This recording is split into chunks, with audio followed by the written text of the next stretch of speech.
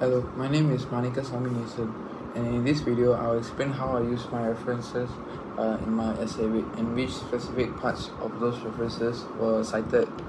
For this essay, my main reference was Singapore Airworthiness Requirements Part 145, issued by the CAS.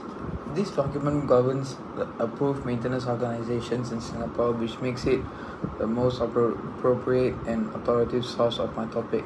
On screen, I'll first show you the definition section, SAR 145.5. This section defines the key terms such as accountable manager, maintenance organization, exposition, and quality system. I use these definitions to ensure that the roles described in my essay are consistent with the regulatory terminology. Rather than copying the definitions directly, I paraphrase them to demonstrate the understanding while keeping the technical meaning accurate. Next, I'll show you SAR 145.30 personal requirements. In this section, identifies the requirement to nominate senior persons within a SAR 145 maintenance organization.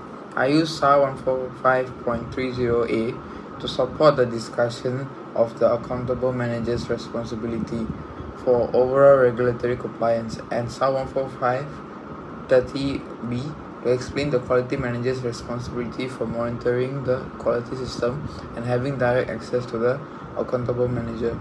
This section forms the core regulatory basis for the senior manager roles discussed in my essay. I will then show you to SAR 145.65 maintenance procedures and quality system. These sections were used to support my explanation of quality manager duties, particularly in relation to independent audits, compliance, monitoring, and corrective action systems. Especially SAR 145.65C explains the requirement for internal audits and quality feedback, which I referenced when describing how compliance is maintained within the organization. Okay, so after this, I'll show you SAR 145.70 maintenance organization exposition.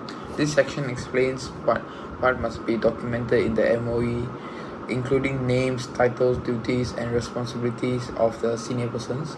I use this reference to justify why senior managers are formally accountable and why their roles must be clearly defined and approved by CAS.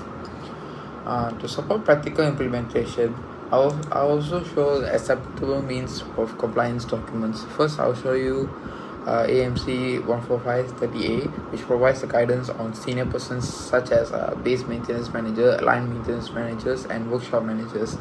This AMC supported by my explanation of the maintenance manager's role in overseeing day-to-day maintenance activities. Next, I will show AMC 145.30B, which outlines the responsibility and qualifications expected of a quality manager. This will help justify the technical competence and the independence required for this role. Finally, all these references were cited using APA 7th edition format. This citation includes issuing year authority, the year, document title, and the specific SAR or AMC paragraph used. This allows the marker to clearly trace every regulatory requirement discussed in my essay back to its original source. Thank you.